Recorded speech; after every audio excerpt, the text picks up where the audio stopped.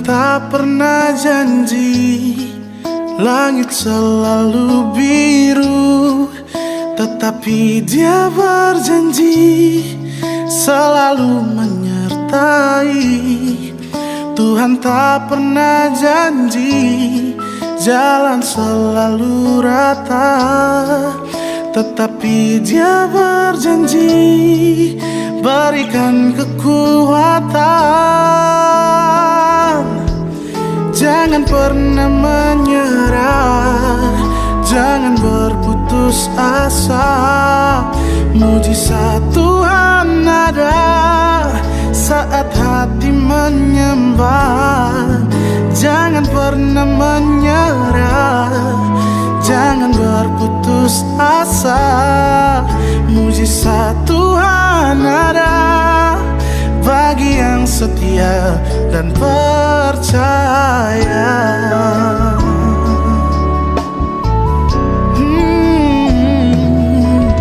Tuhan tak pernah janji langit selalu biru, tetapi Dia berjanji selalu menyertai.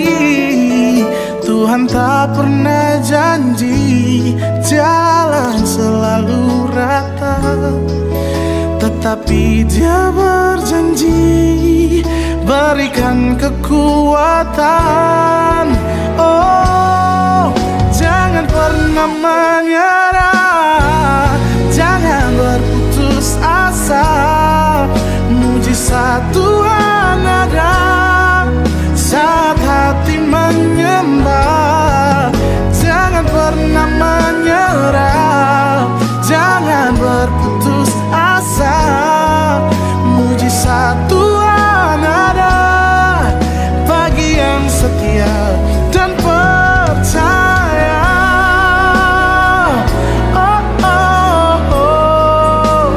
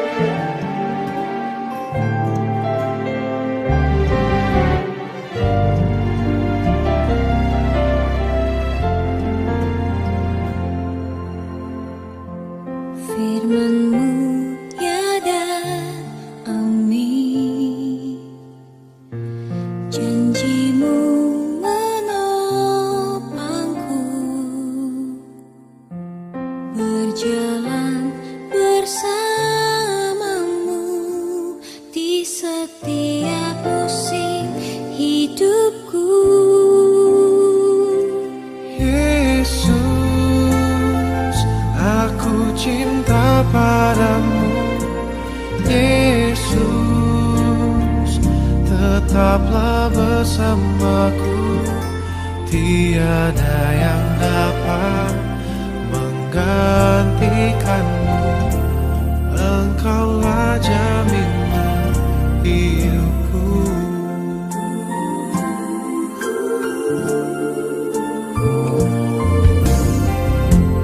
Firman-Mu ya dan bumi, Janjimu janji-Mu menopangku. Berjalan bersamamu di setiap musim hidupku. Yesus, aku cinta padamu. Yesus, tetaplah bersamaku. Tiada yang dapat menggantikanmu. Engkaulah jaminan hidupku.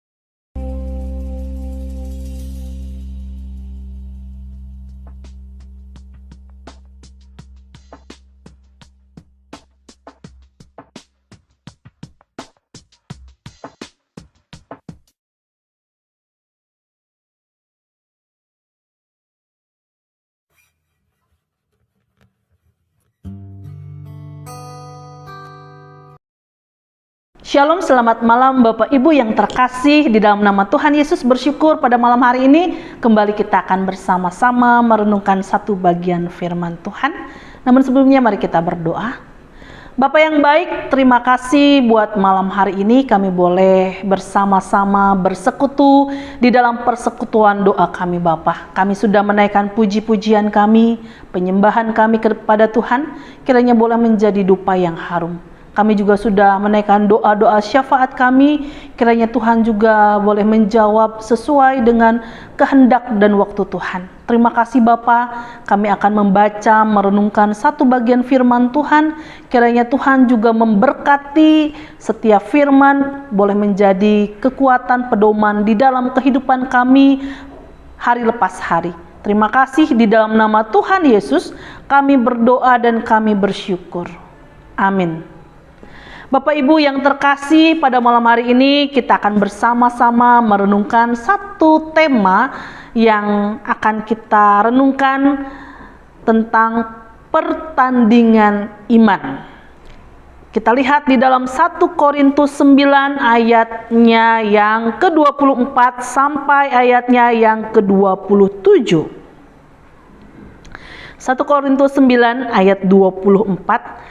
Tidak tahukah kamu bahwa dalam gelanggang pertandingan semua peserta turut berlari, tetapi bahwa hanya satu orang saja yang mendapat hadiah?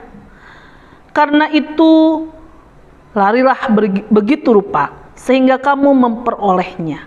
Tiap-tiap orang yang turut mengambil bagian dalam pertandingan menguasai dirinya dalam segala hal.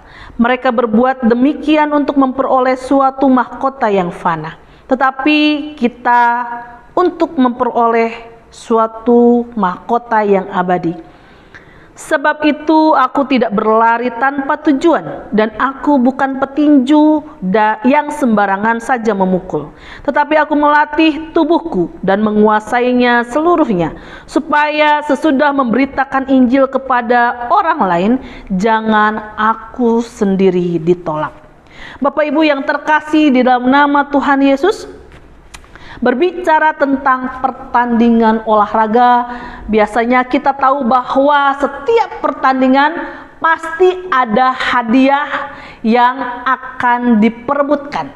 Kalau kita melihat pertandingan misalnya sepak bola, ya, Piala Dunia, tentunya itu sesuatu yang membanggakan ketika seseorang bisa meraih Piala Dunia sebagai tim yang menang. Pasti negaranya sangat bersukacita meskipun dari negara tersebut hanya tim sepak bola saja, satu tim saja yang mewakili negaranya, tetapi ketika timnya menang maka seluruh rakyat negara itu pasti bersukacita. Nah, tentunya ketika sebuah tim ya melakukan pertandingan perlu sekali persiapan. Ya, persiapan itu butuh proses, butuh kedisiplinan, butuh pelatihan yang terus-menerus, perlu pelatihan yang tekun.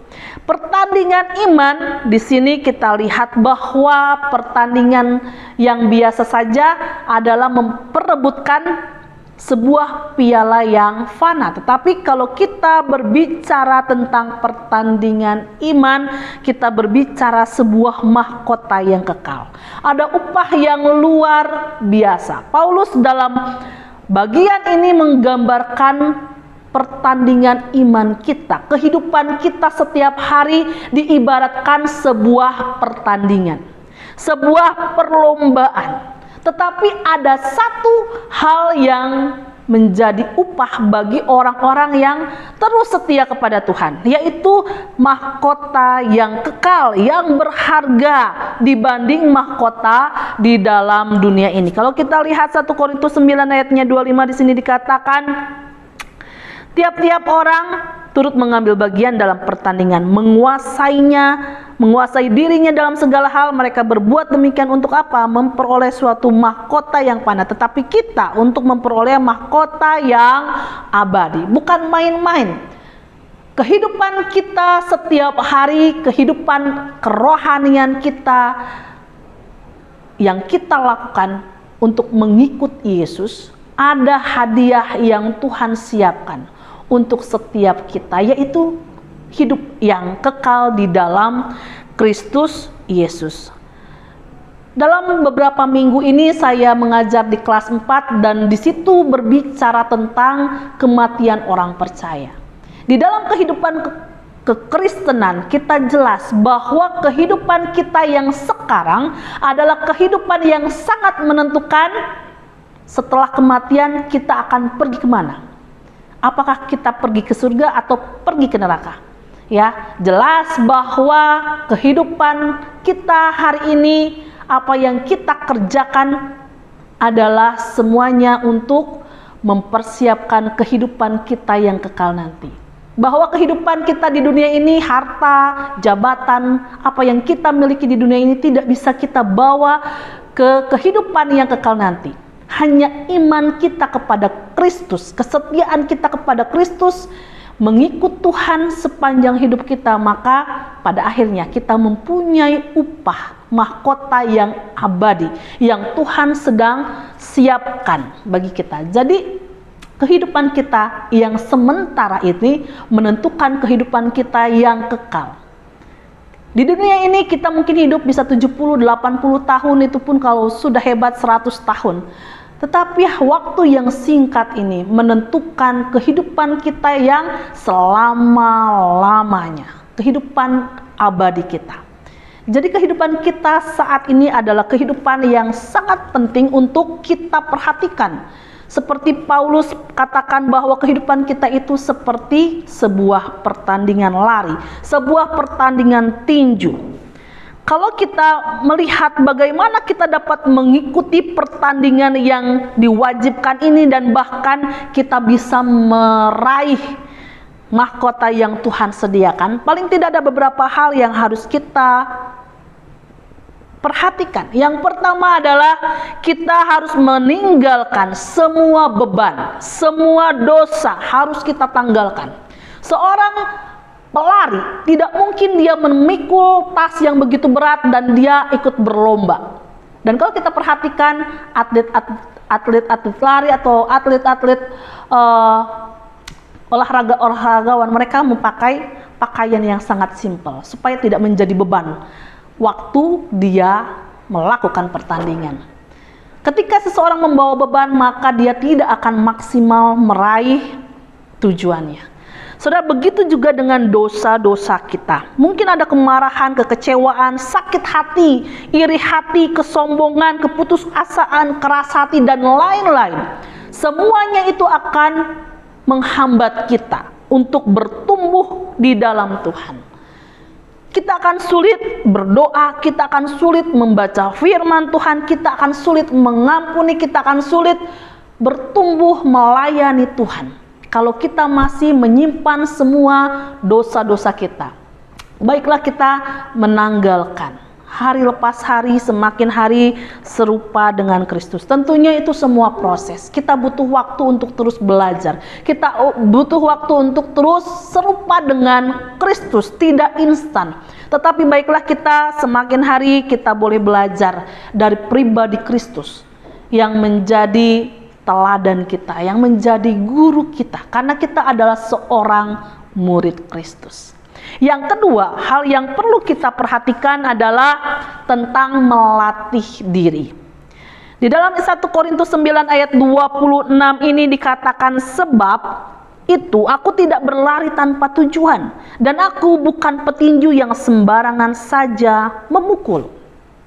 Di dalam pertandingan, tentunya bukan hanya waktu pertandingan itu saja yang dilihat, tetapi ada proses yang sudah dilalui oleh olahragawan, latihan-latihan yang harus dilakukan setiap hari. Bagaimana latihan teknik, strategi, kerjasama, pola hidup yang baik agar ketika dia bertanding dia menjadi maksimal. Begitu juga di dalam pertandingan rohani kita, di dalam pertandingan iman kita, kita pun perlu menjalani yang namanya latihan-latihan rohani agar menjadi kuat di dalam iman kita. Iman yang dibina hari lepas hari oleh firman Tuhan menjadi iman yang terus tumbuh, berbuah lebat, berakar yang sangat dalam.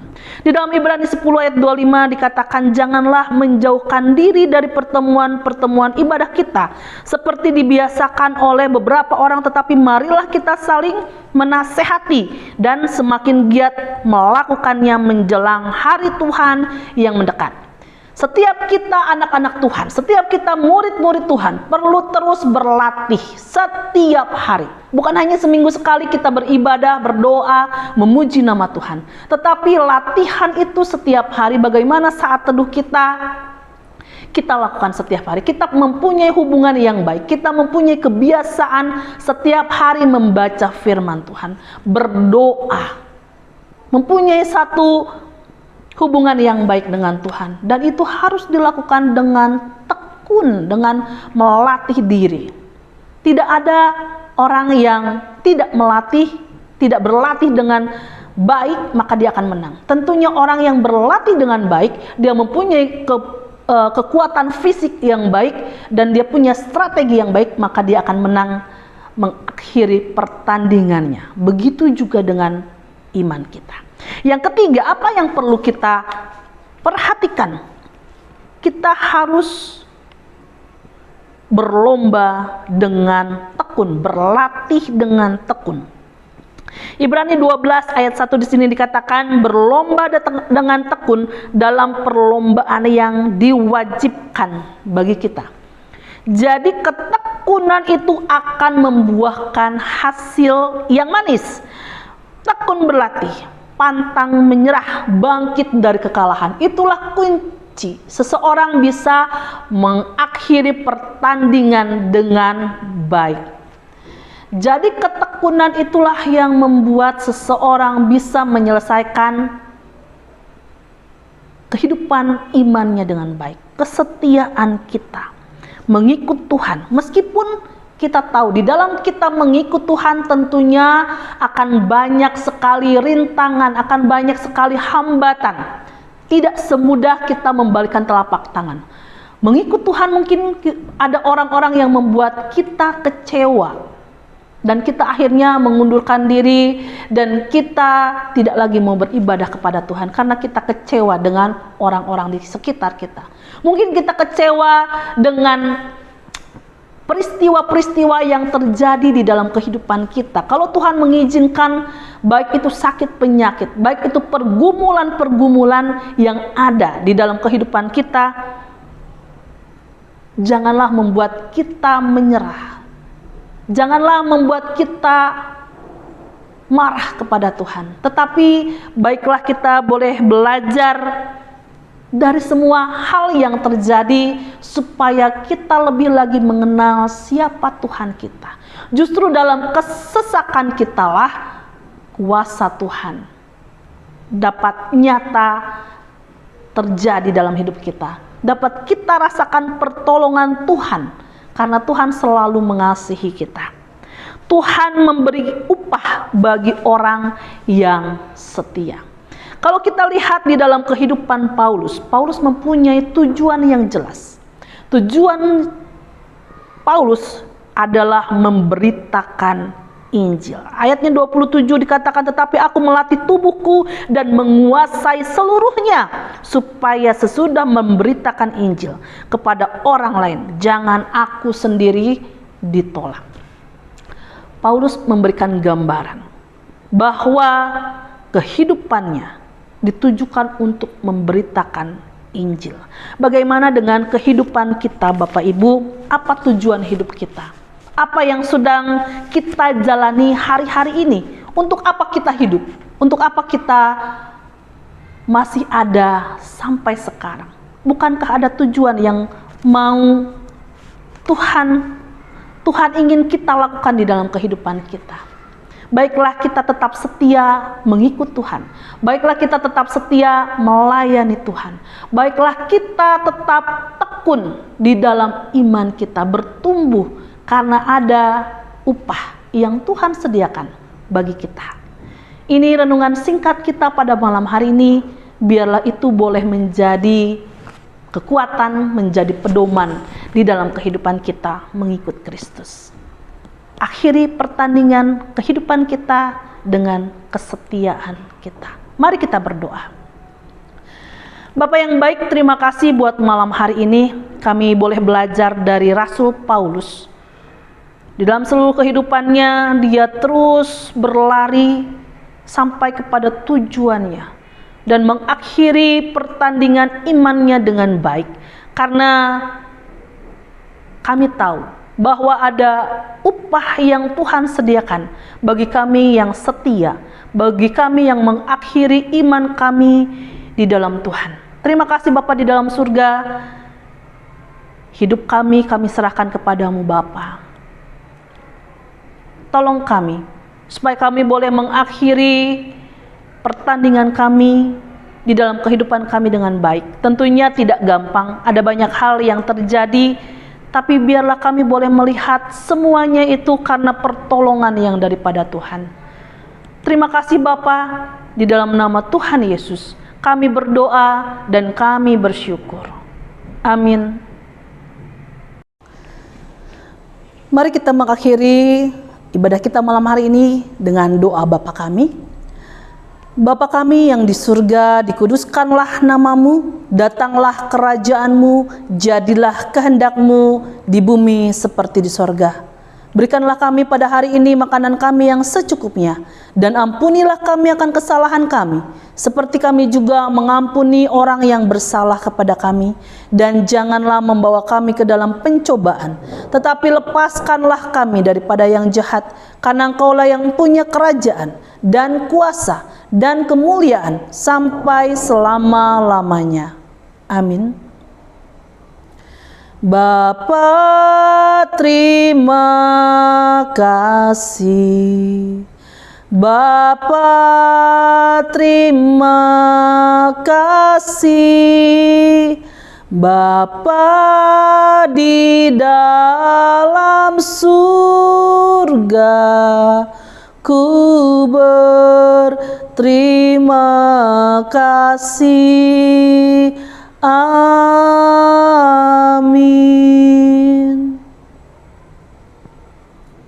Ibadah kita pada malam hari ini sudah selesai. Tuhan Yesus memberkati kita semua. Shalom. Mampirlah dengar doa